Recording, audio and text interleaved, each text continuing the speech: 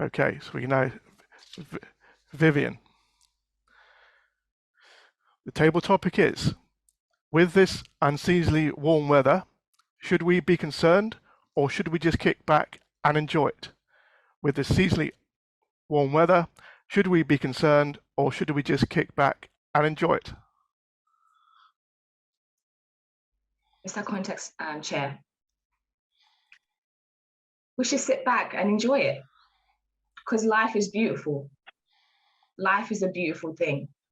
Why would we complain? Why would we look at all the negatives in life when we can look at the positives in life? There's so many things in life to look forward to and to look at in such a positive view. If you were to look at the negatives in life, what good would that bring? Now, ask yourself, what good would that bring? If you sit back and relax, lay back like you're on a sunbed with the beautiful weather and the sun sizzling on a beach with the waves, that's beautiful, isn't it? However, we know that some of the seasons can be a bit up and down, but we can enjoy the weather and the seasons that we are given. And right now, we've got Christmas around the corner. Is the weather beautiful? You say no. But Christmas is a time to share with your family, your loved ones. Could the weather be better? I would hope so. I grew up in Zimbabwe, where the sun is shining on Christmas. Then here you get cold, rainy, sometimes snow. We haven't got snow for a while though, have we?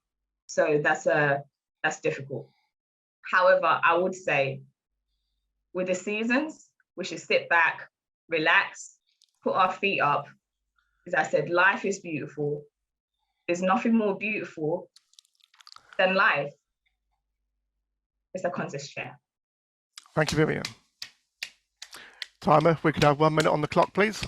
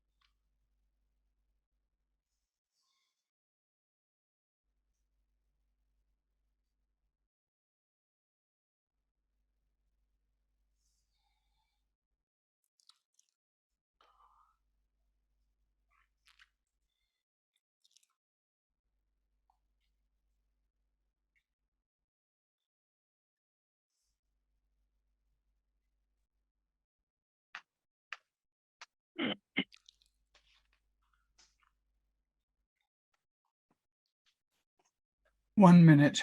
1 minute. Thank you, Andrew. So we can now have the next contestant in. Paul, could you let Paige know that we can have the next contestant in? Nikki's just joining. So Nikki's just joining. Great. So the next contestant is Nikki Rodwell. Nikki Rodwell, can you see the timer? Oh, should I pin him? Pin the timer, yeah.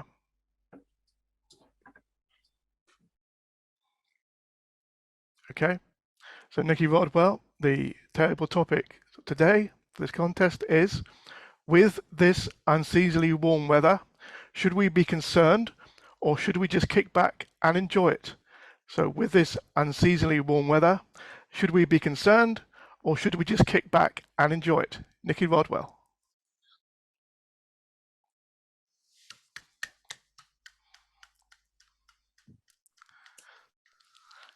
Well, I have to say first off that I rather like the warm weather. I've really enjoyed the summer and I love the fact that it's still warm enough to be able to walk my dogs without putting a jacket on. However, whilst it is a very nice thing to appreciate and, you know, everybody likes the fact that, you know, they can wear a t-shirt or shorts or whatever and not have to put that heating on yet when it's so expensive. It caught my attention the other night watching David Attenborough. And I was absolutely horrified at what's going on. Now, first of all, I would just like to say that my dog is the biggest fan of David Attenborough. She sits in front of the TV and she just is fixated until the program ends. I've actually videoed her to put on social media because it's just hilarious. But this particular episode, she got bored because there weren't many animals on the scene. His last episode, I don't know if anybody saw it, he was talking about the North and South Pole and how the iceberg, how the ice is all melting. And it's catastrophic. And it really overwhelmed me that he says 30 to 40 years time, the effect this is going to have on the whole planet is disastrous. So I spoke about it afterwards with my husband, and I just said, this is really scary. We have all got to do our bit, really, to try and help the climate. And one big element of that, I mean, if we all just do one little thing, it can make a difference.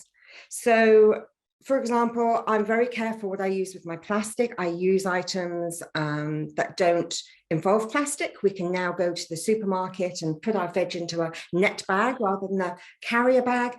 There are so many little things. And I think if each and every one of us was to change one thing in our daily life, then that's going to make an overall impact on helping the problem we have today with climate change. Thank you.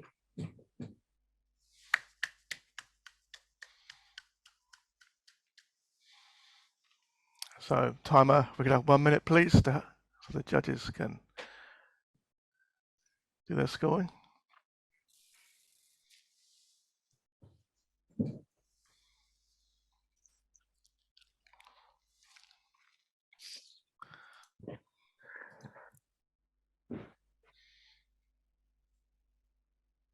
If everybody can mute themselves, please, there's a bit of background noise that is coming through.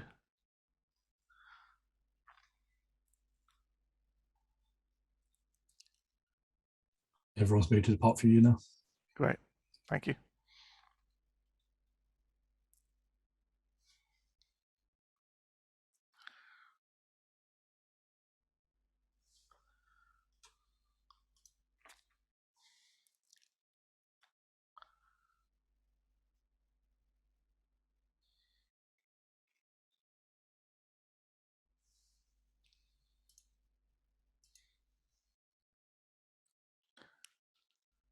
One minute.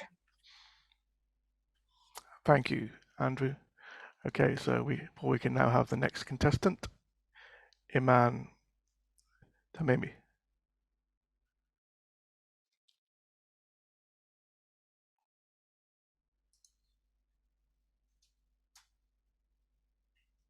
It should be in the main session now. Okay, Iman, make sure you can please see the timer. The timer's pinned. Yes, I can see the timer. Great. Okay, so Iman Tamimi, and your table topic today is, with this unseasonably warm weather, should we be concerned or should we just kick back and enjoy it?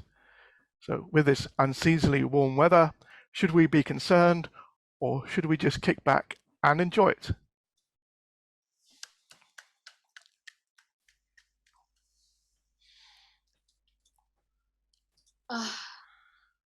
If you're like me, then you love the warm weather.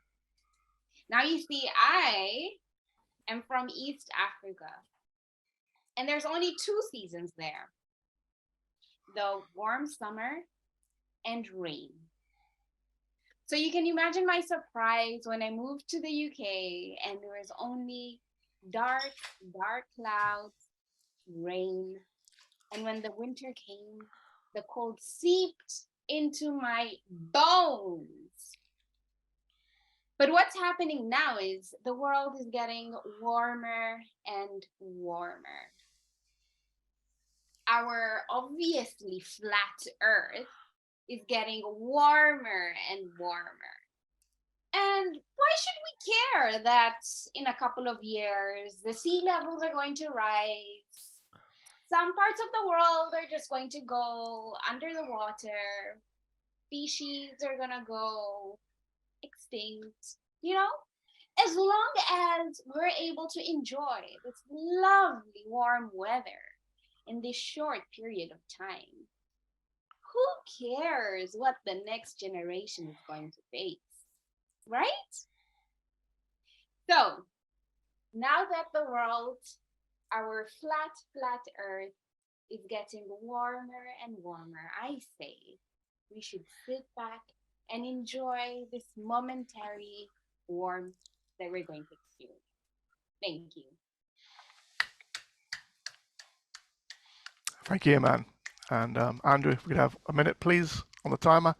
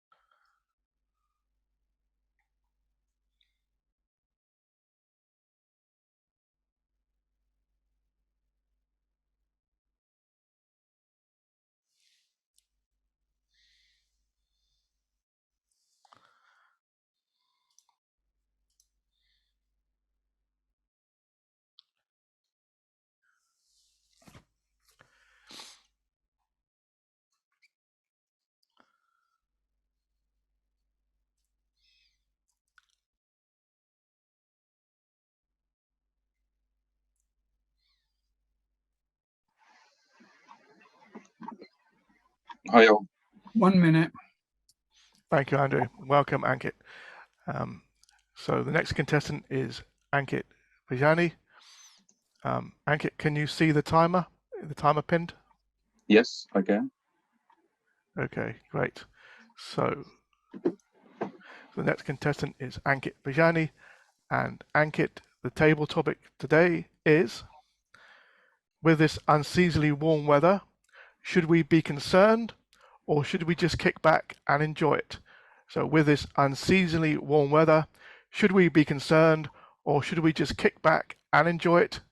Ankit Vijani. Thank you, Paul, for the topic.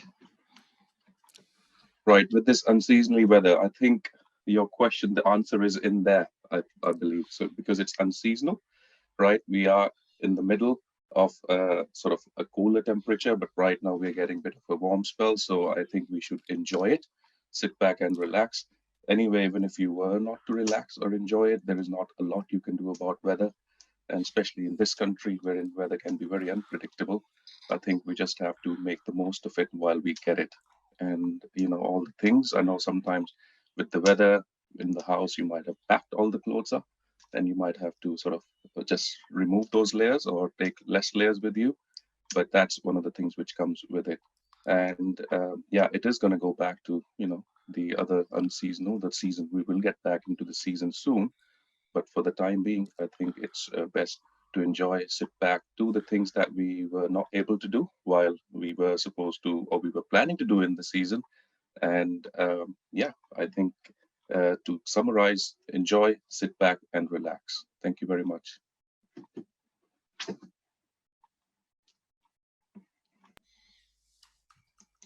Thank you, Ankit. If timer, we could have 1 minute, please.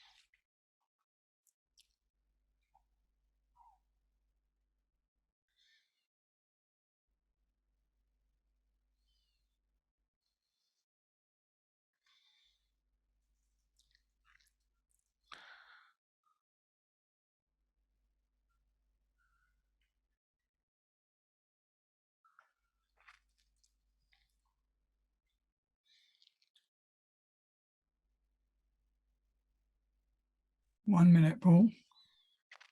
Thank you, Andrew. Okay, Paul, if we could have the next contestant, Stuart. Stuart should be with us now.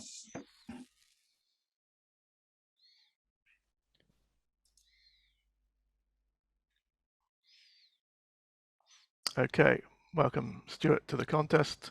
Can you see the timer? Yes, can see the timer.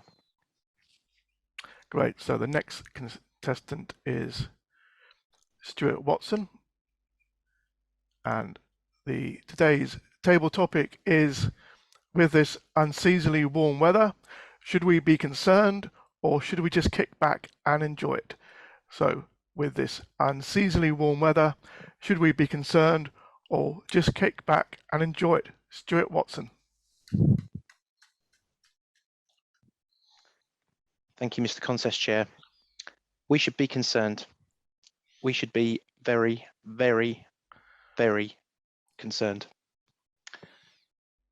How many of us can honestly say that we are doing everything that we possibly can to try and tackle climate change? I can honestly say that I can't say that. I'm giving it a good go, but there's plenty more that I could and should be doing. How do I balance that against the cost of living crisis, against putting food on the table for my family, against paying for other essentials like utility bills, paying to get to work? It's a dilemma for me, and I'm sure it's a dilemma for many of you as well. We all know what way our climate is heading. We all know what way temperatures are heading, and that is nature's warning system. It's been giving us warnings for decades, and really, we as a country, we as a world, we as humanity are not stepping up and doing enough. How late are we going to leave it? How many people need to be made homeless? How many people need to lose their livelihoods? How many people need to ultimately starve to death before we all wake up and take action? I'm massively concerned, and I hope all of you are concerned as well. Of course, it's nice having a warmer winter, and particularly at the moment with energy bills as they are, it's nice not having to worry too much about the heating clicking in every 5 minutes. Maybe make hay while the sun's shining, because we're going to need to do something about this, and we're going to all need to step up a lot more than we are at the moment. So my suggestion is that we should all be very, very concerned. We need to be thinking about what more we as individuals can be doing. And from there, we need to be putting more pressure on our political leadership to be doing more. I really worry about what this means for future generations. Thank you.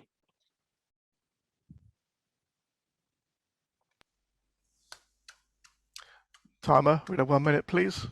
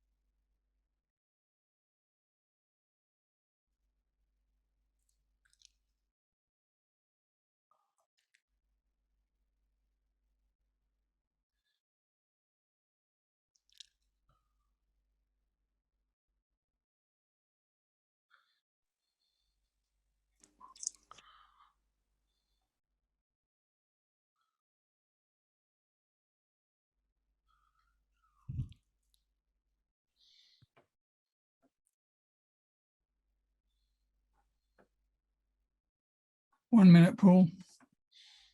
Thank you, Andrew. Okay, we can have our final contestant in the room. Is Sally in the room? The room is just closing, so she'll be back Yeah. in here in the next. Okay, I see that. So. Just wait for it to close down. It's lost me the option to be able to move back to the main room, so sorry about that. Okay, we just wait for Sally to join us in the room here.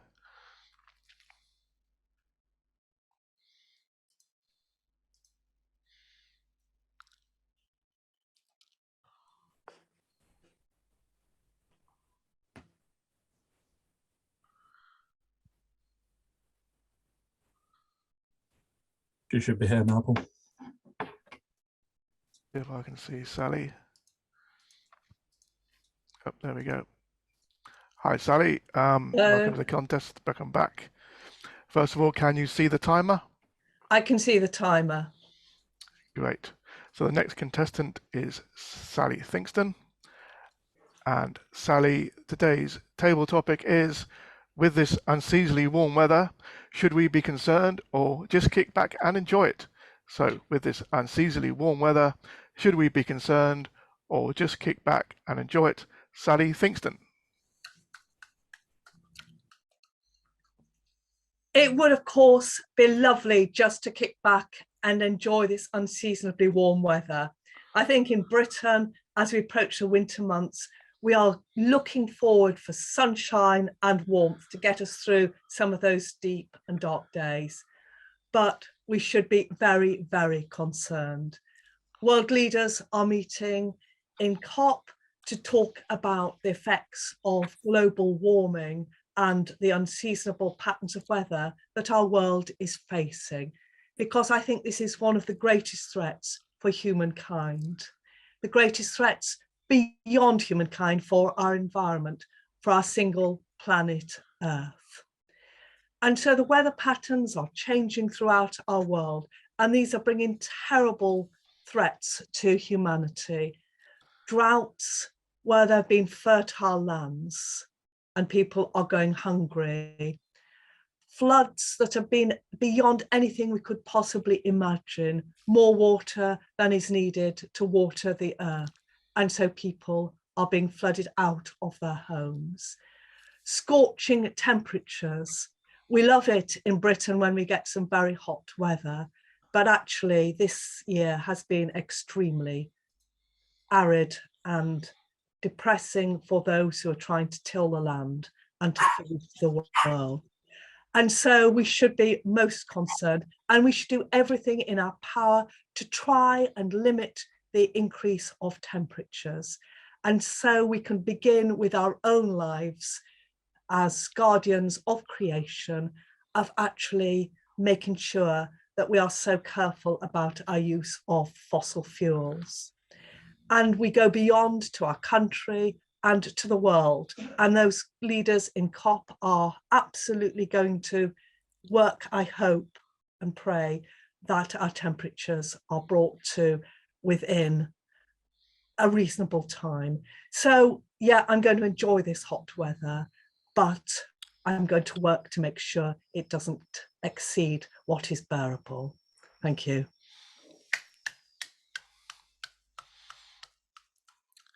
Right, thank you, Sally. I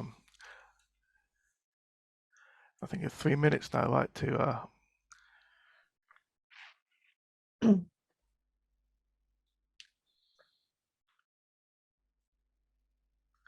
again, I think it's a minute, then we have time to just go and deliberate.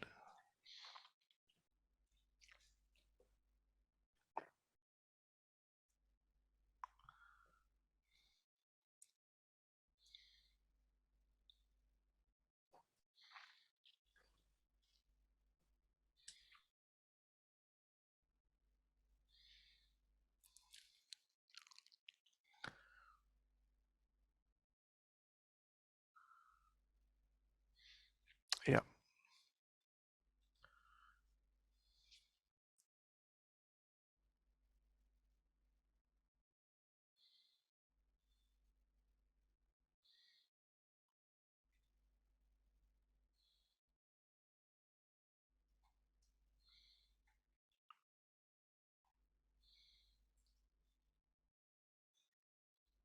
One minute.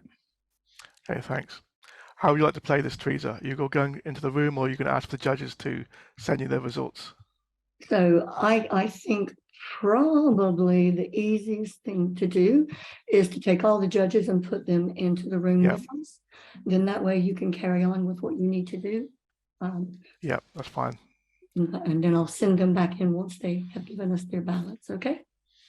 Okay, then, Paul, if we could have all the judges in the room, please. And the counters. And the counters, yeah.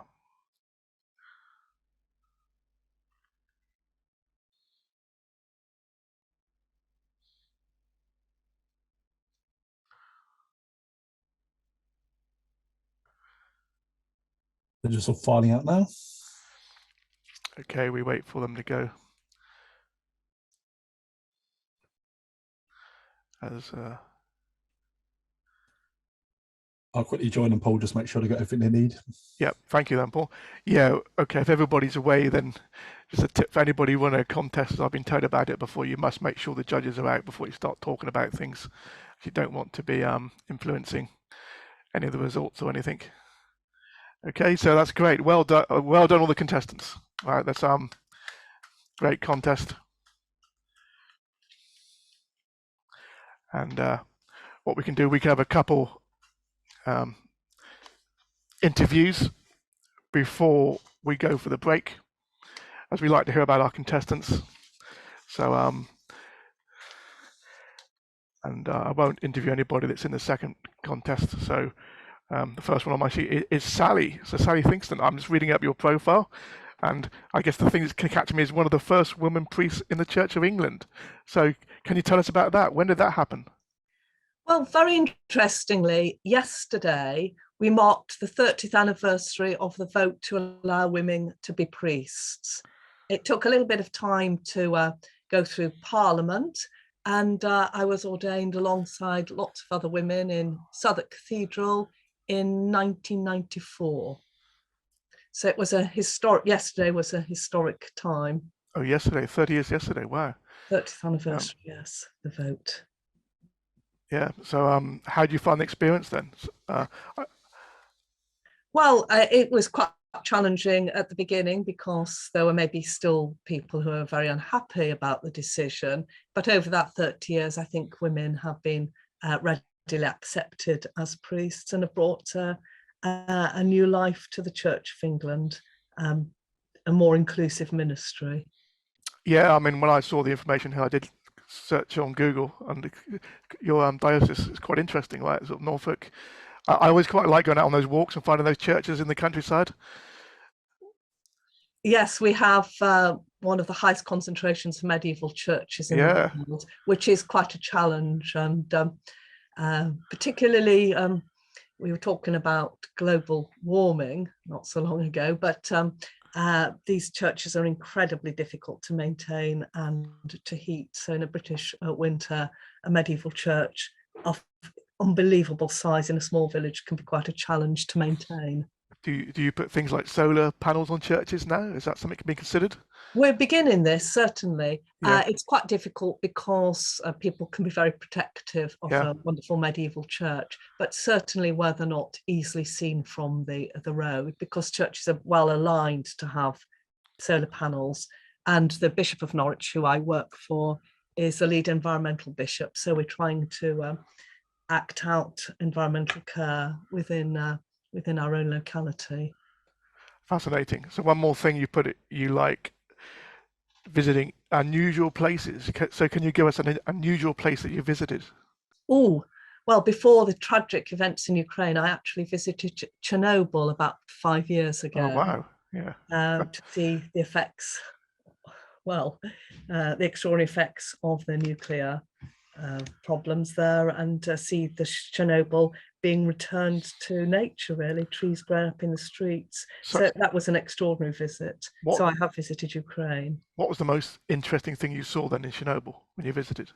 Well, I think it was the way that nature was taking over what were streets, trees growing up amongst them and animals coming into the environment. So it's how things are quickly claimed back by nature when they're left alone. Oh, fascinating! Yeah, I've seen some of the programs and documentaries about this sort of thing. I find it very interesting, actually. Mm-hmm. Great. Well, thank you, Sally, and thank you for taking part. And great stuff. Okay, so the next person we'll move on to is Vivian. I've got your profile here.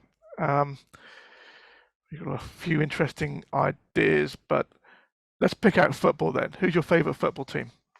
Oh, Arsenal. Arsenal, great. Having a great season, right? Yes, it's nice to be an Arsenal fan these days. I confess I'm an Arsenal fan as well. I've always been an Oh. Arsenal fan. Nice. Yeah. So since when did you start following Arsenal then? Oh gosh, probably like 2005. I was like, yeah, must have been like 10. So it was just after the Invincibles. So I actually Yeah. don't actually know any glory days of Arsenal, to be fair. I joined just after their success had hit. So for the last, say, 15 years or so, it's just been up and down, hasn't it? So I don't actually know any of that. I've never really celebrated anything apart from the FA Cup, which is like not really that great anymore. But no, so since 2005.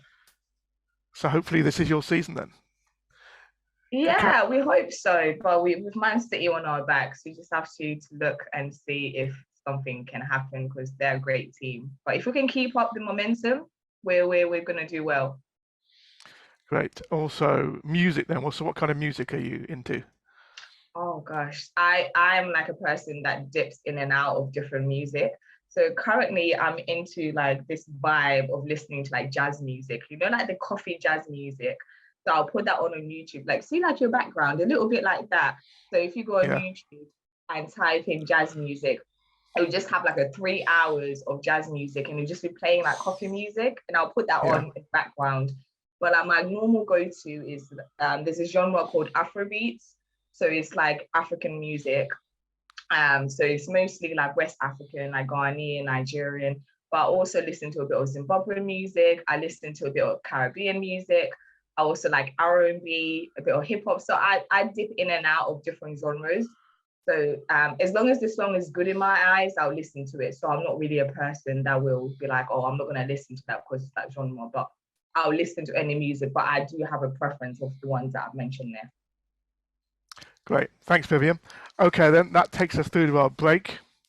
Should we say a 10-minute break for refreshments and things? So looking at the time, that's 10:57. Should we say back at 10 past 11? Okay. And again, thanks for the contestants.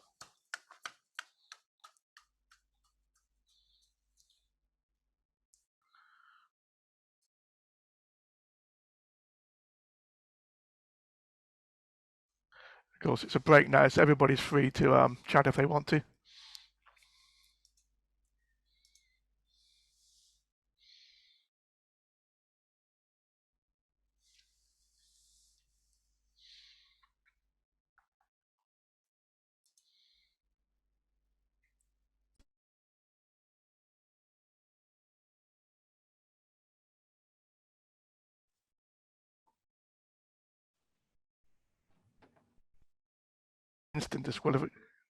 Instant disqualification if before 4 minutes or after 7:30. And say, make sure you can see the lights. I'll just look at anything specific for the humorous speech contest, but it's the general procedure as always been briefed. And as mentioned before, then judges and contestants can raise objections and only they can. During the speeches, if you can make sure you are muted and don't make any noises or distractions while the speeches are going on. Any questions from the contestants? No, everybody's happy, everybody is clear, and we can see you. And Teresa, if the judges are all happy now, we can continue to the contest.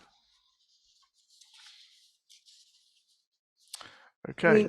Can we just rename the order of speakers, just to be clear? Yeah, they've been put into the thing now, but okay, for number one is Nikki Rodwell. And number one is Nikki Rodwell. Number two is Rob Sowson. If everybody could please mute if you're not engaged with the contest, please. Number two is Rob Sowson. And number three is Kit Barrett.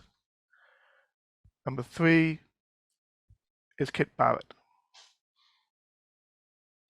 Teresa, is everybody okay with that? Okay. Great. Okay then. So we can go into the beginner contest where the first contestant is Nikki Rodwell, and with her speech. Just check you can hear me okay, please.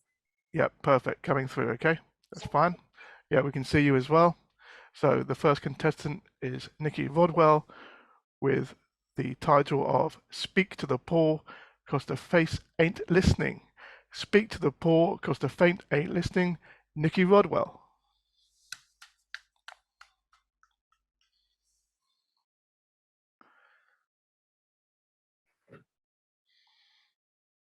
I would like you all to imagine for a minute that you're walking on a country path in the middle of the woods. It's a beautiful summer's morning and the sun is streaming down through the trees. You've got an abundance of nature all around you, when suddenly you notice the ground is trembling a little beneath your feet.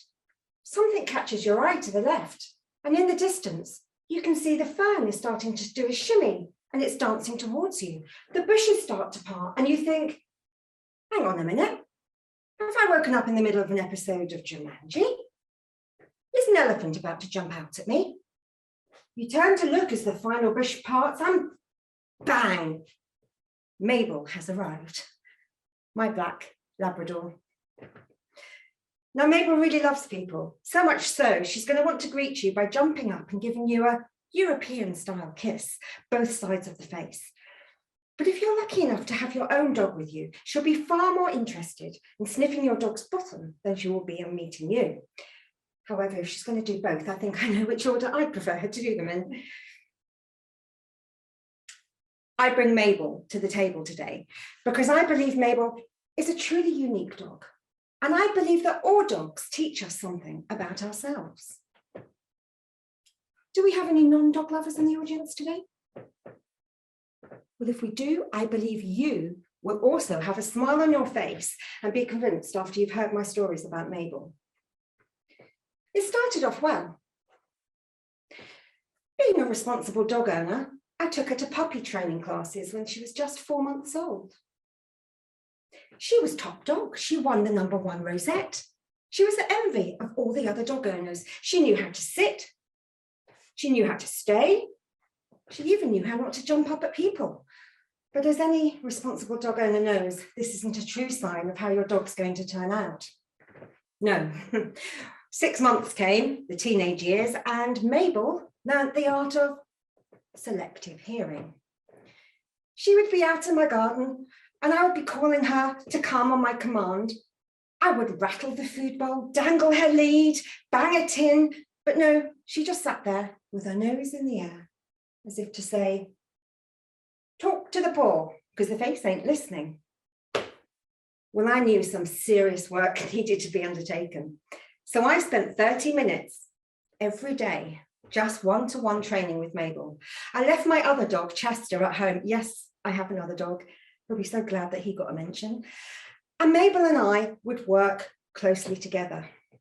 I taught her how to, well, I tried to teach her how to walk on a loose lead, how to walk on my heel. She never quite got the hang of which one, but it was going well until tragedy struck. I broke my back and I was in hospital for a period of 4 months. Now, the good news is, Mabel was my motivation and Chester to walk again. The bad news is, all the work I'd done had been undone. We were back to square one. And being I was a little wobbly on my feet, I knew that I had to call in the help of a professional.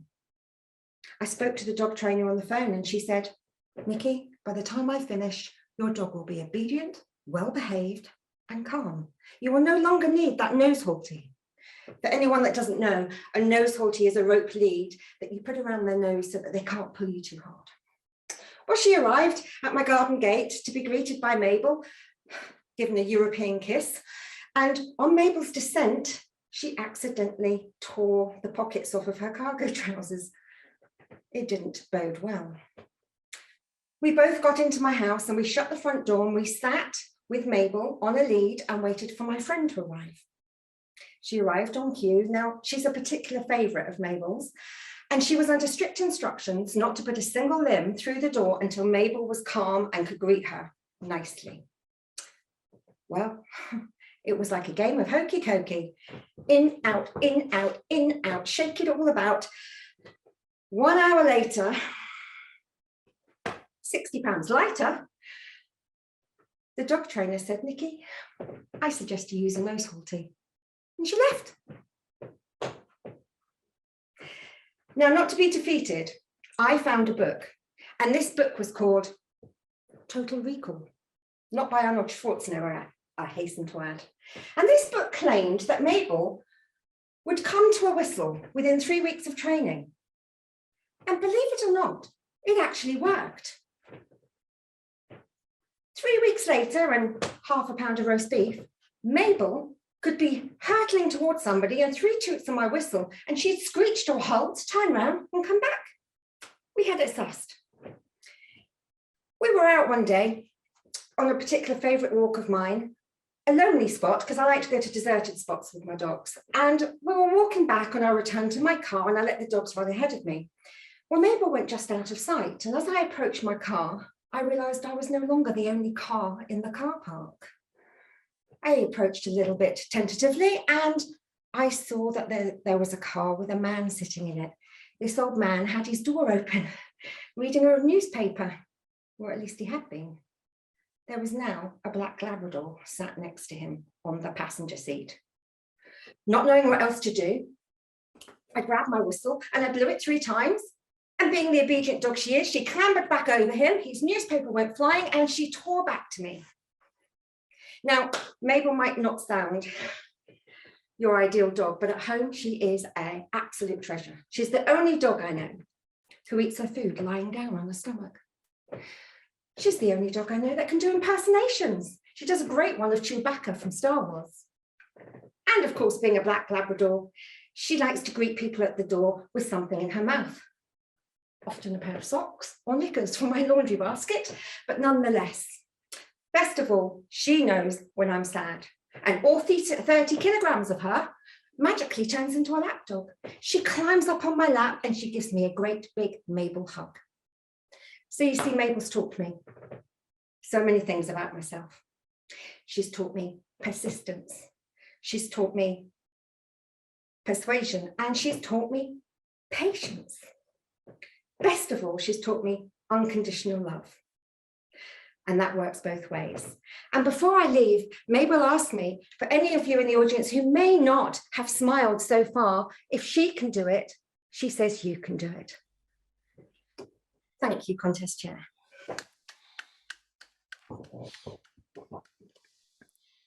So Andrew, if we could have 1 minute, please.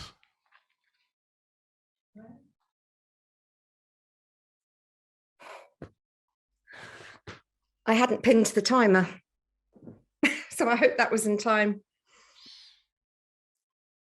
Yep, we'll find out.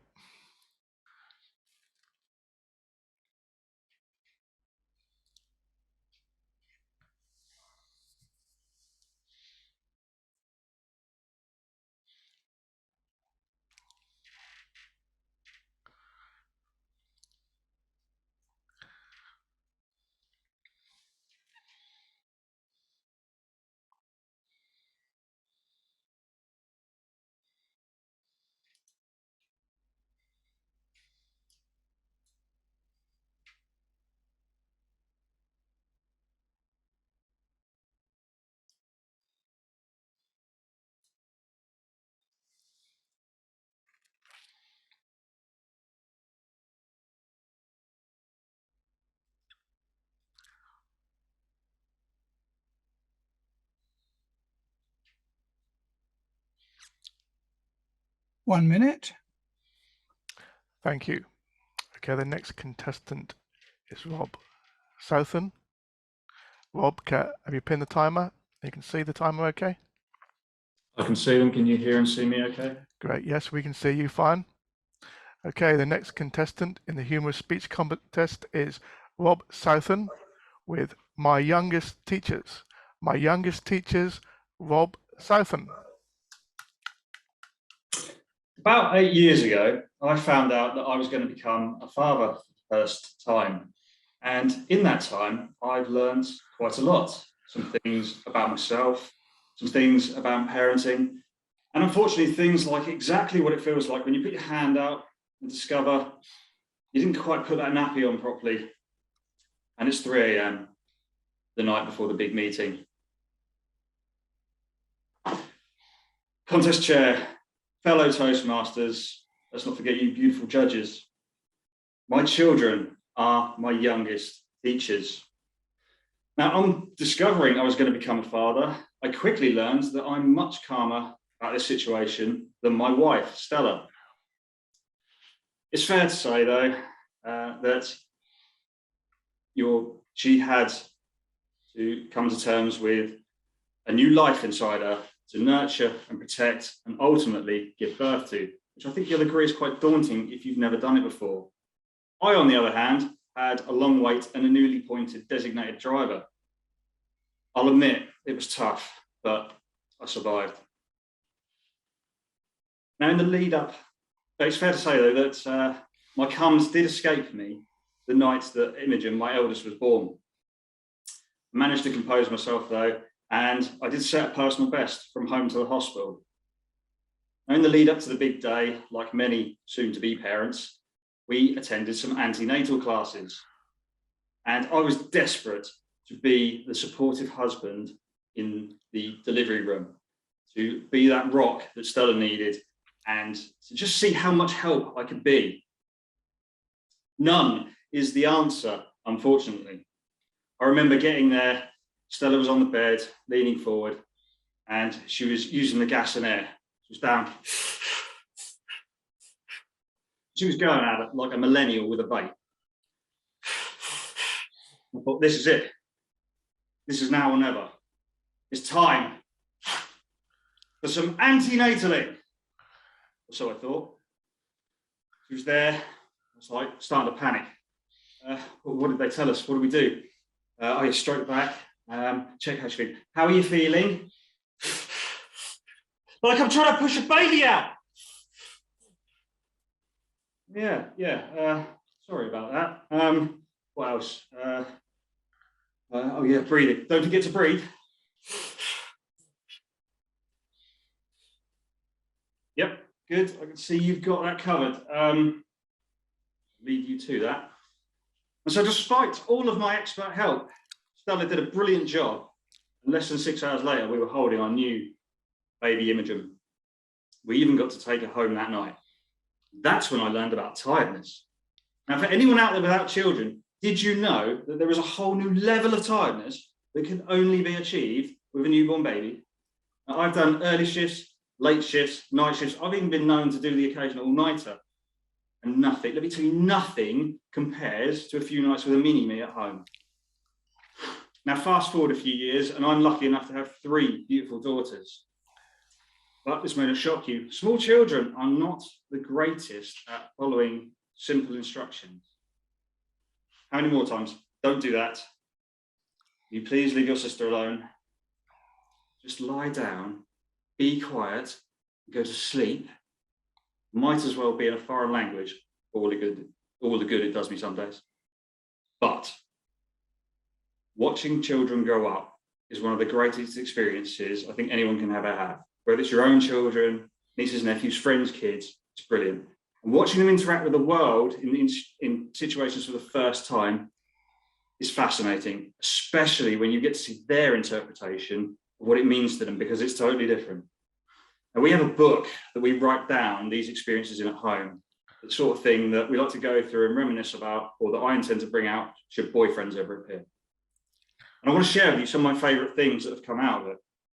And so my eldest Imogen, when she was 4, she was complaining of tummy ache. She came in, I said, "What's the matter, darling?" And she looked me dead in the eye with all the seriousness she could muster. She said, "Well, it's the dragons in my tummy eating donuts." Is it? I'm not sure Cowpole's going to cover that one, darling. My middle daughter, Esme, she went through a stage I vividly remember of her emotions coming out. She was sat at home on the sofa one day, all sad. And Stella said to her, "What's the matter, darling?" She said, "Well, Daddy's not a girl and he can't be one." Tragic tale. She did eventually get over it, though. She also went through a stage where she liked to be angry, but angry at things, not people. She came in one day face full of thunder, and she was like, I'm angry at my jumper, and I'm not proud of this. Like Daddy when he watches football on the TV. Now, from there, we've recently had a look at our wedding album, and it's quite sweet. Imogen had a lot of questions about our marrying uniforms. I like that one.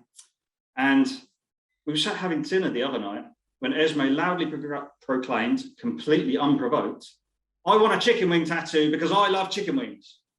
So that's great, darling. You know we're eating pizza, right? And then as recent as last week, the girls were in the back of the car looking out the window at the rain and giggling away. Stella said to them, what's so funny? He said, we're looking at the water tap holes on the windows. I thought that was really nice. So next time you're in the car and it's raining, preferably while you're not driving, have a look out the window and you'll see these little water tap holes streaming down the side. Now, I think we can all agree that the world is not always the nicest place, and that can lead to tricky questions from children. In my experience, I think what you have to do is try and be honest and help them try and make sense of the world, even when it's particularly tricky, like the other day when I got, Daddy, yes, darling, how did you put that baby in Mummy's tummy? Tell me more about your chicken wing tattoo. Sounds great. I think we should get that booked. So this is just a few of the learnings that I've had becoming a father. I'm calmer than my wife when it comes to finding out we're having a baby. Pretty useless when it actually comes to the big moment. Babies are tiring, as my 6-month-old will not let me forget. Watching kids grow up is an amazing experience, full of fun. But the biggest thing they've taught me is I didn't realise I love something as much as children when they come along. Even if they won't just lie down, be quiet, and go to sleep. Thank you, Contest Chair.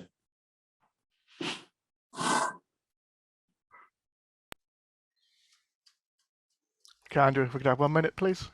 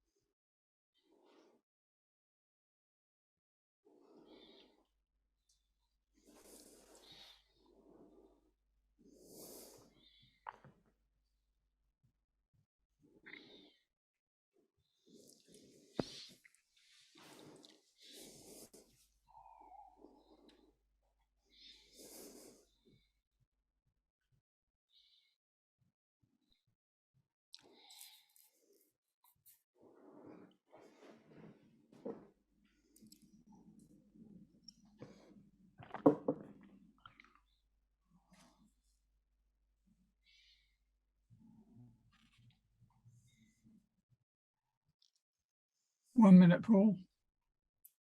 Great, thank you, Andrew. So the final contestant is Kit Barrett. I'm just looking for Kit's here. Hello, Paul. Can you hear me okay? I can hear you fine. I'm just looking for you, actually. Oh, yep, got you. Okay, great. Okay, got the timer pin, Kit, and you can see it? Yeah. Great. Okay, then. So the final contestant in our Division G humorous speech contest is Kit Barrett with Fished Out First. Fished Out First, Kit Barrett. Have you been involved in a threesome? Yes, I did say threesome, but it's okay. You can share. You're amongst friends. Contest chair, ladies and gentlemen. Today, I'm going to tell you a love story. A love story between one man and two women. But I'm not talking about myself and my girlfriends, Alexa and Siri. I'm going to be talking about real people. Sorry, ladies. Now, real people these days, they meet, they socialize, and they date using social media. They have Facebook, they have Instagram, they have Twitter, and they have Tinder, whatever that is. But I'm not talking about people these days. I'm going to take you to another time and another place. I'd like to take you back to the 1920s, the time of flapper dresses and the Charleston, of Charlie Chaplin and the Great Depression, a time when Chris, my grandfather, was a fine, eligible bachelor who was attractive to all the young ladies, much like his grandson. And he lived in rural, bucolic Lancashire. Also living there were Nellie and Elsie. Now, Nellie and Elsie were inseparable. They did everything together. They were like two peas in a pod. They were indeed BFFs, a century before the term was coined. At that time, social media was the piece of paper pinned on the church notice board. And trending was what people were gossiping about in the village shop. And online dating was sitting in the church pews because that's where young people met their prospective spouses. Now picture the scene. One Sunday morning, everybody's dressed in their Sunday finest, and Nellie and Elsie are sitting on the church pews. And Nellie turns to Elsie and said, "Oh, look, Elsie, over there. There's a fine young man. Who is that?" And Elsie turns and says, "Nellie, that's Chris. I think he's really nice." Really can't do the voices. Chris spots them gesturing and talking, gesturing about him and talking. So after the church, he walks up to them because he's a very gallant young man, much like his grandson, and says, Could I walk the lasses back to the village?" I'm fluent in Northern.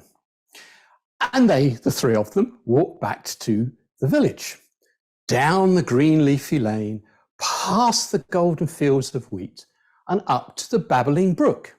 Now, to cross the babbling brook, they had to step gingerly across the stepping stones to reach the village. Well, this continued for many weeks and months, the three of them doing everything together. They were again inseparable, the three of them. Indeed, you could say they were a threesome. Not like that. Everybody assumed, including Nellie and Elsie, that Chris must fancy one or other of them. But Chris was a very polite young man, much like his grandson, and wouldn't reveal who he fancied. So Nellie and Elsie thought they needed a plan. And one day they were talking, and Nellie turned to Elsie and said, "Elsie, I think Chris likes you." And Elsie said, No, he likes you." So they needed a plan. So they hatched their plan, and the following Sunday, they executed their plan. Once again, Chris walked the two young ladies back to their village. Again, they walked down the green leafy lane, past the golden fields of wheat. But this time, when they reached the babbling brook, as Nellie and Elsie crossed the stepping stones, Elsie fell in one way and Nellie fell in the other. Now, Chris was a very gallant young man, much like his grandson, and pulled both young ladies out. And as they sat on the bank drying out, they realized they had their answer. They exchanged a knowing look. Chris had rescued Elsie and then Nellie, so clearly he fancied Elsie. The following Sunday, Nellie was not in church, and so Chris walked Elsie home alone. And they continued to spend time together. They were courting. They got married. And then they had a daughter. That was my mother. My mother got married and moved down south and had a son, me. Shortly after I was born, sadly, Elsie died. After a period of mourning, just 1 year, Chris returned to Lancashire, where he once again met Nellie. 3 months later, just 3 months later, Chris married Nellie, and the two of them moved back down south so that they could watch their grandson grow into a fine young man. That was, of course, my brother, because I was a nerdy geek. You would never guess. Now, young people might think that it's difficult for them to meet their perfect partner, but at least they don't have to wait 30 years to marry the man of their dreams because they weren't fished out first. Contest chair.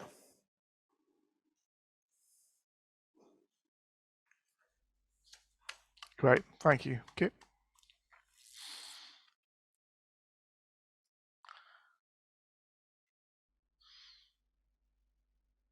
Okay then, so same again, so the chief judge, judges and counters will go into the breakout room.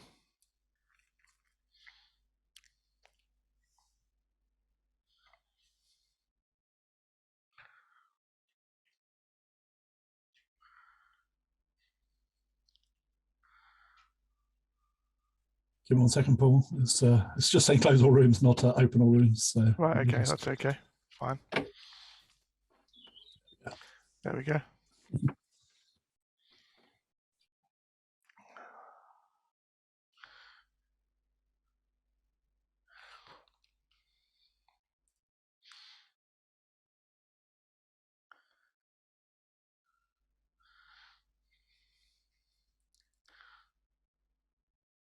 just need judge 5 to go.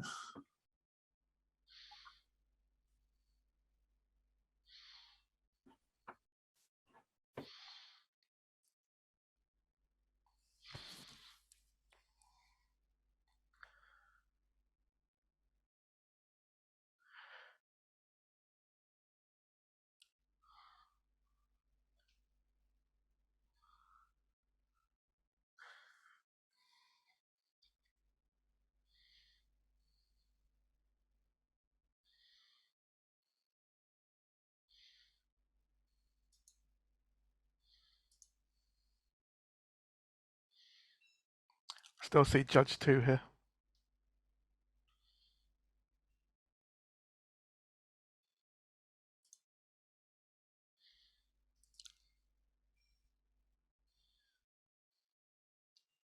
Judge 2, are you able to go? Right. Judge 2 has gone. I think that's everybody. So I can now. Yeah, okay, great. The hardest part about being contest chair is obviously being impartial and not sort of commenting on the speeches. Like we're trained to in clubs, right? Nights to give some feedback and everything. I find the hardest part is being impartial. As you'd like to tell them how well they did, but that's not until the end.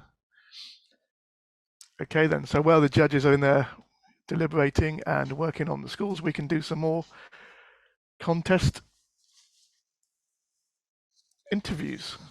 So the next person I have on my list here is Nikki. Hi, Nikki. Hi. How are you today? How did you find that? Okay, apart from the fact that I didn't pin the timer, which was a bit silly. So I had the reflection of myself as the main speaker, which at least I could tell was on the screen, but no. Yeah, these are all experience tips, right? And my dog stayed quiet. That was the main thing. Yeah. Yeah. Okay. So I'm just looking through your profile here. So you're speaker for mental health stigma. Yeah, great cause.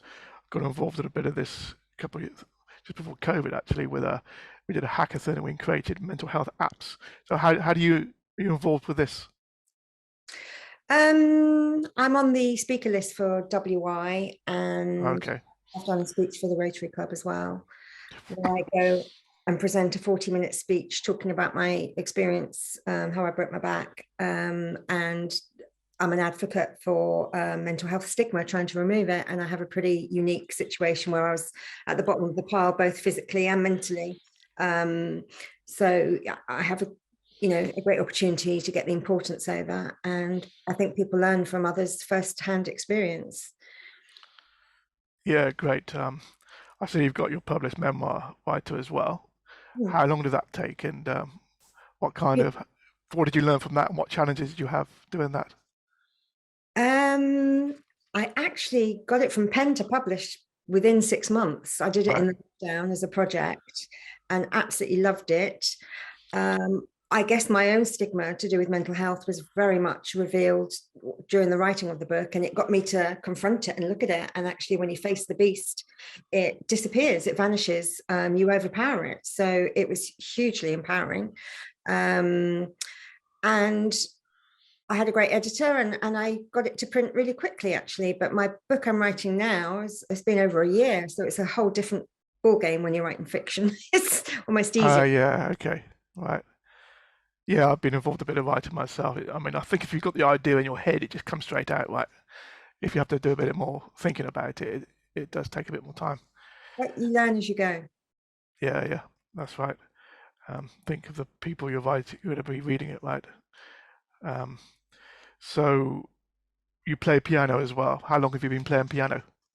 I have to be honest and say I don't play it very often anymore. In between speaking, writing, dog walking, and everything else I do, piano takes very much a back seat, but it's something I do sometimes to relax. And I'll pick up my old pieces. I play classical, and probably only about once or twice a week, but my husband loves it when I play.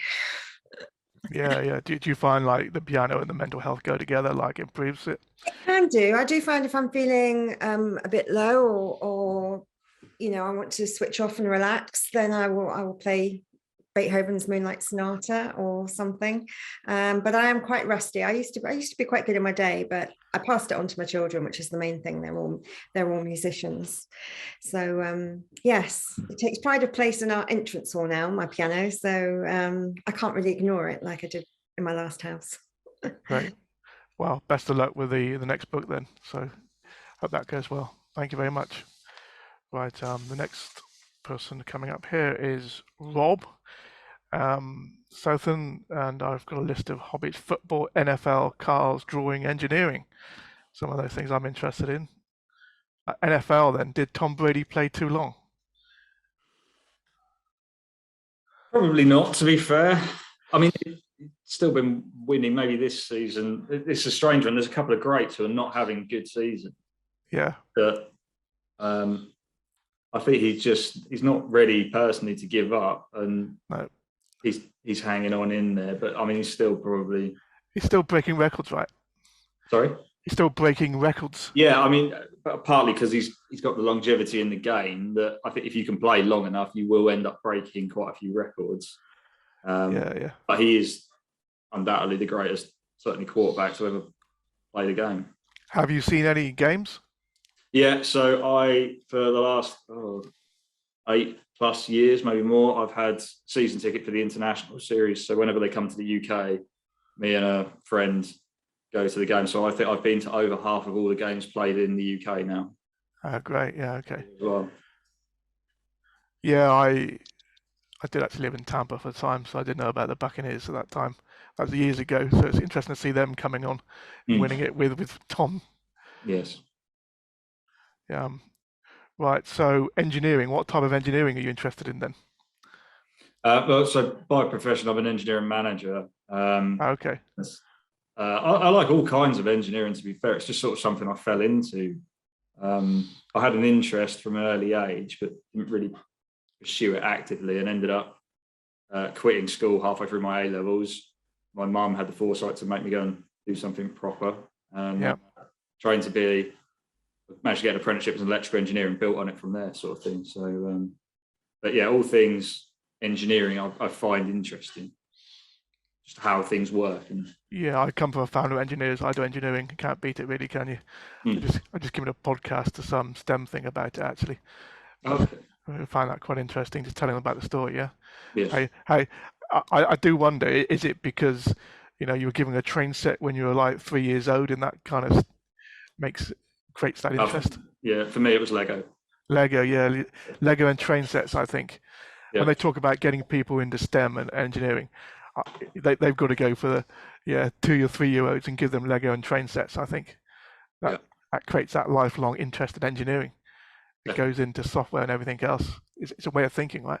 Mhm. Yeah, definitely. Okay, football. So who do you support then? I'm also an Arsenal fan. Oh, you're on another one. Okay. Yes, yeah, and we shall be there. I'm taking my eldest daughter to the Emirates next Saturday to watch the ladies' team. Okay, yeah, I've never been to the Emirates, but do want to go one day. Mm. Excellent. Yeah, I have followed that over the years. Go back all the days of actually when Ipswich beat them. I remember watching that game, the FA Cup match, Yeah, beaten by Ipswich in the late 70s. Yeah, I know of it. yeah. Pat Jennings and co. Mm. Yeah, that's quite a good time as well, actually, back then. But yeah, I do like following Arsenal because of the ups and downs. I think you've got to have a team that does have those downs, but also is capable of coming back up again. Yeah, I think that's what makes it a team interesting. yeah, definitely. At least there is something to celebrate every now and again. Yeah, I think the regeneration now is really interesting. Yeah, The philosophy of the manager. yeah, it's exciting times. Yeah, definitely. Okay, Rob, well, thank you for that, and thank you for taking part. So well done. Thank you. So I should have given everybody else a round of applause as well. The next one on my list is Iman. See here, there we go. Yep, I look at your list of interests, Iman, and I've got reading, surfing, hiking. I'm quite interested in the surfing, actually. Do you do any surfing around Norfolk way? No, not in Norfolk. So I moved to Lisbon this year. Are you in Lisbon? Okay, yeah. Right, So- so yeah, it's a bit more conducive to surfing there. Yes, exactly. How often do you get out surfing then? Well, around once a week. So I started going to surfing classes recently. So that's been a bit of a help in terms of learning how to get on the board and balancing. And it's been quite fun. So it's something I really enjoy doing. Oh, great, yeah. Also, is there lots of hiking around there as well then? There are some places that have really good hiking spots that's along the cliffside or in the forests. Yeah, excellent. So you've got what's inspired you the most the weekends. So you do all this stuff at the weekends, right? That's what you look forward to? Yes, exactly. The weekend is a time where I get to take my mind off work and completely focus on just relaxing. And it helps that the beach is nearby. So that's wonderful. Yeah, great. I've been to Lisbon a couple of times actually. It is a very nice place. Okay, so photography do you take? What's your favorite thing to take a picture of? Oh, that's a difficult question to answer. I don't think I have a favorite thing to take a picture of. I think what I actually enjoy is the process of noticing something in the world that needs to be immortalized at a specific time. I think it's just that aspect. And it happens quite serendipitously. So it could be like I'm walking down the street and I see this like really beautiful scene that I want to capture. It's that these moments that I chase. Yeah, I totally agree. I believe, you can give somebody a very expensive camera, but if they haven't got that eye to spot that shot, it's no good, right? And you can get the best shots could be with a very, very basic camera, and that person just seeing that shot at that time and taking it. Exactly. I use my phone to take photos, so it's all very low key, but it turns out well. Yeah. Equipment, especially It is though, isn't it? It's that capturing that moment in time and taking the right shot. Okay, well, great. Well, thank you for taking part, Iman, and all the best with your continuing Toastmaster journey. Thank you. Right, next person on my list is Kit, and I'm trying to find something I don't know about Kit. What's a piece in the tech, right? And I found something the other day that I really wanted but didn't need. What's a piece of technology you really want but don't really need? Can you think of something? Oh, goodness me. Okay, robot vacuum cleaner. Yeah. I mean, I just quite like to have a robot vacuum cleaner just so that I've got a robot vacuum cleaner, just because they're kind of fun. Don't really need a robot vacuum cleaner, though. So. Yeah, you just know, don't you? I saw this satellite phone which can send messages to these iridium things. You don't need it, right? But you just want it, don't you? You see these things. Yeah, okay, I did just think, so kind of while we're waiting, there we go. Here's Chris and Nellie and Elsie. I just thought I would share this. Just so these are the people of the story. So great, yeah. Again, we're just saying nowadays you get photos of everything, don't you? But back then, getting these photos is probably quite unique. Yeah. You don't have too many of them, do you? No. Those moments captured. Yeah. Yeah. Okay then. So, have you got any good Toastmaster stories from that you've experienced recently? Goodness me, I've got a lot. So perhaps my one of my favorite Toastmaster stories is when I was competing in District 20, which was in Kuwait. So I was taking part in the evaluation contest, and I wasn't really in any fit state to travel there. I'd trapped a nerve in my neck and I was in a great deal of pain. I wasn't even sure I was fit to travel. And I had the choice of either competing in a huge amount of pain or taking painkillers and being kind of spaced out. And pretty much everything that could go wrong with the evaluation did go wrong. The contest, I had an argument with the chief judge before it even started. My microphone stopped working as I was talking. My mouth dried up and there was no water on the stage. Crashed and burned, but it was a great experience. Obviously, I didn't win, but there are learning lessons from failures as well as from successes. That was an interesting experience. Great. Well, thank you, Kit. So good luck. Everything you do, all your adventures in Toastmasters. Maybe you should write a book about it one day. Adventures in Toastmasters, yeah. Okay then, that's all the profiles covered, and the judges are back, and I have the results. Now, what we'd like to do,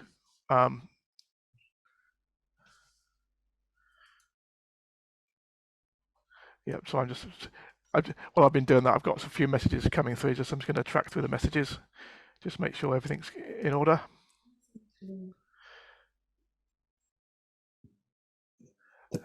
Can't see from the right. That will do. I don't have a profile, but I will just have a quick chat to and Kit. Is he here? Just trying to look. And Kit, how are you? Yeah. Yes, I'm good. How are you, Paul? Yeah, good, thank you. So what do you do in your spare time? Oh, in my spare time, try and stay active. And, at my age, you need to start to make sure that you are, whatever junk and, non-healthy food you're eating, that needs to be compensated somehow by staying active. So tend to go out for a run whenever I get some time or exercise and make sure whatever time I get for myself, that's my me time and use it efficiently. Okay, have you got anything planned for later today? Later today, yes, there is a run planned later on today, and the weather looks okay. So yeah, I will try and get 5K in. That would be it. Great. Do you compete at 5K level? Not really at a competition level, but yeah, in 2020 and 2021, I participated in Cambridge Half Marathon. Oh yeah. So that's what I started the training for, and sort of continued from there on to stay on top of my running habit. Great. Yeah, I was thinking about it when you mentioned that, the Cambridge Half Marathon. Yeah. So yeah, okay, good. Yeah, I've done a bit of competing myself, and I think taking part is great on the day, isn't it? It's not the day that's ever the problem; it's the training. Training, yes, it's a lot of commitment, and a lot of different ways of practicing on the day. Yes, the crowd and the people around you that cheer you up, and that's where you end up getting those extra 5 or 6 miles in. Whereas during the training, you'd only be able to go up to, 13, 14, for example. Yeah. Yeah. Sorry, kilometers. Yeah. Well, Well, thank you, Nick, and good luck for the rest of your Toastmasters, and thank you for taking part. Thank you. Thank you all. Okay. Right. One thing I'd say is, we have the results now, and what we do like to celebrate success in Toastmasters and reward participation and things like that. So we'd like to do that as part of a kind of, we're thinking in the season as part of maybe second part COT, have a kind of a day where we can have a COT awards and maybe some contest training as well, right? So we won't give out certificates today, but we'd like an opportunity in the future where we can do that. And we've been putting out some ideas of something we could do that. We have been very much online this season, right? We hear people when they say they want a more in-person experience, and we feel we'd like to arrange something soon as part of COT and with awards and maybe some kind of contest or contest learning experience where we can all get together, okay? So we will save the participation part of this certificates for an event, or if people can't make it, we'll do it at club level, okay? Present those certificates. It's very important that we do that. And we recognize achievement and we recognize participation. But online, it's a bit more difficult to do that, okay? So we will do that. So I'm now going to announce the positions, and I've just got them in. So for table topics, third place is Stuart Watson. So Stuart Watson, third place.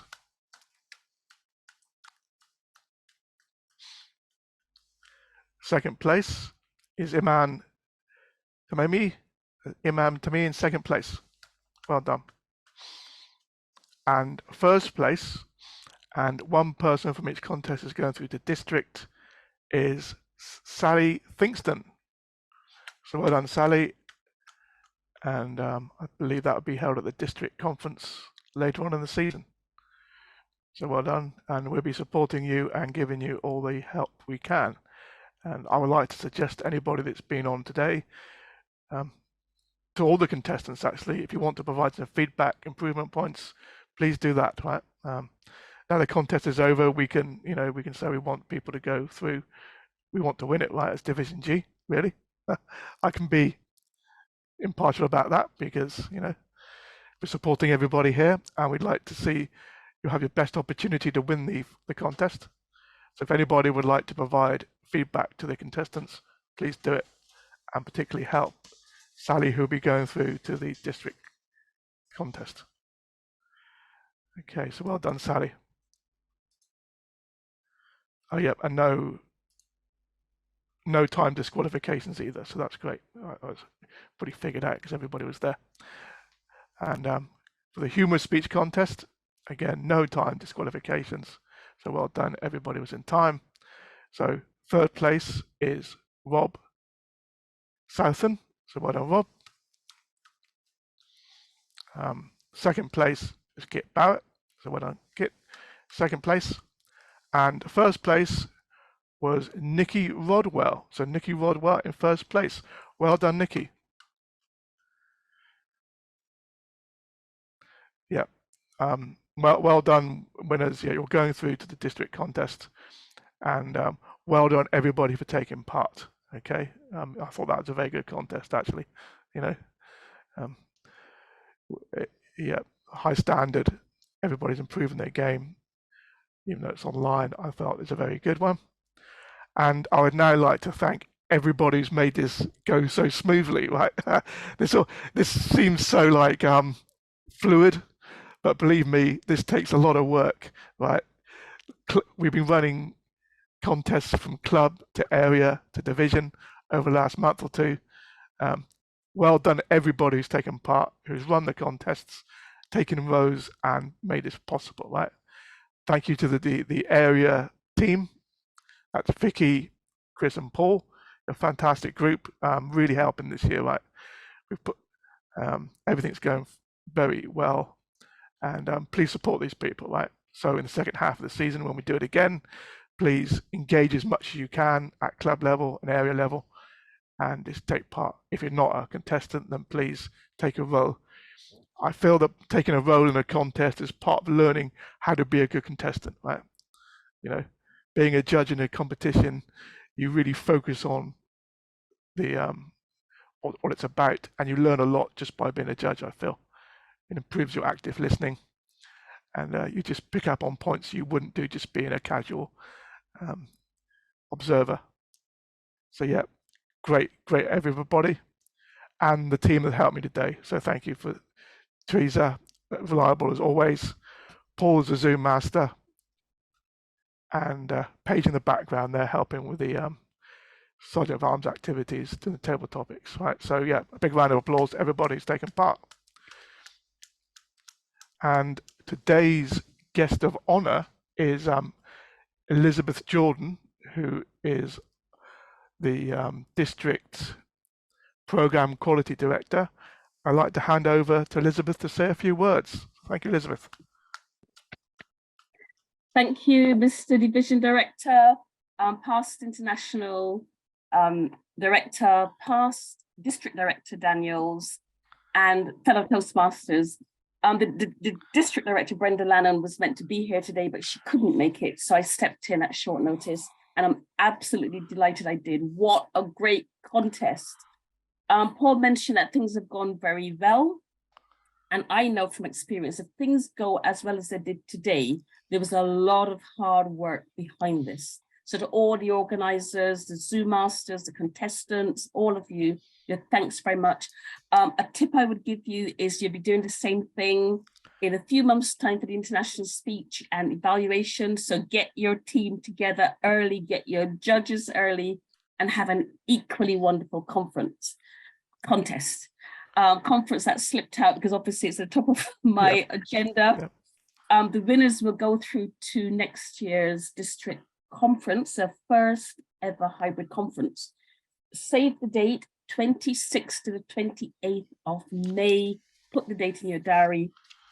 It's in Liverpool, fantastic city. It's going to be a wonderful conference.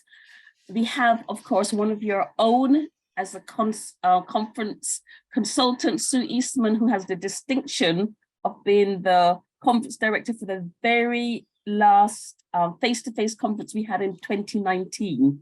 So we've co-opted her, so you know if she's involved, it's going to be great. So as I said, put the dates in your diary. Great plans ahead.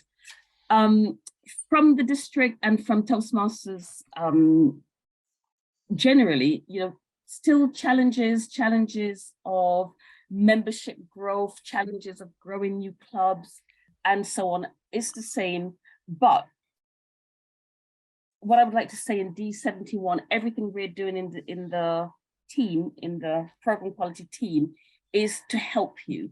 If you have any questions about pathways, for instance, we've built a pathways community of practice. These are passionate, experienced people who are there to help you. No question is too simple, too complicated, let us know. We have a series of Thursday Club Excellence programs. These are things you've said you want, so we're putting them on for you. We had George Marshall, the statistician, we had Mike Rafferty, the statistician. Whoever you ask for, we'll try and put it on for you.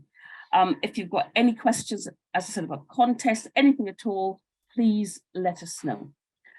So this year, the district director and the team, this is our 50th year, District 71, and we would like to end the year on a high as a distinguished district. This used to be something we did as our bread and butter.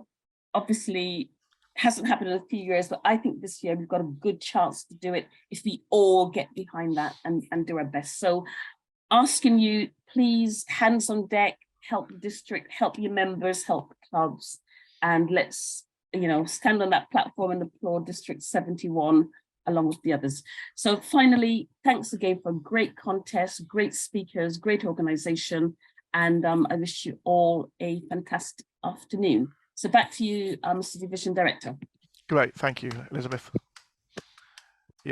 So we're looking forward to that. And as Elizabeth said, yes, we will start planning the next load of contests from next week, I'd say. Right.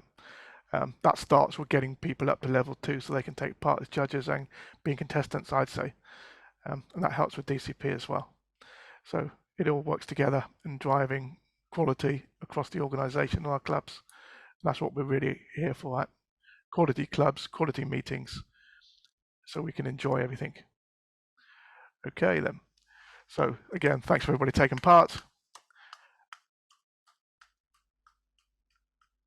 And I hope to see that that kind of event we're going to be arranging to celebrate success and give out the awards and all the rest of it. Okay. So thank you then. The contest is now closed. So I hope you enjoy the rest of your day. The weather is looking great outside.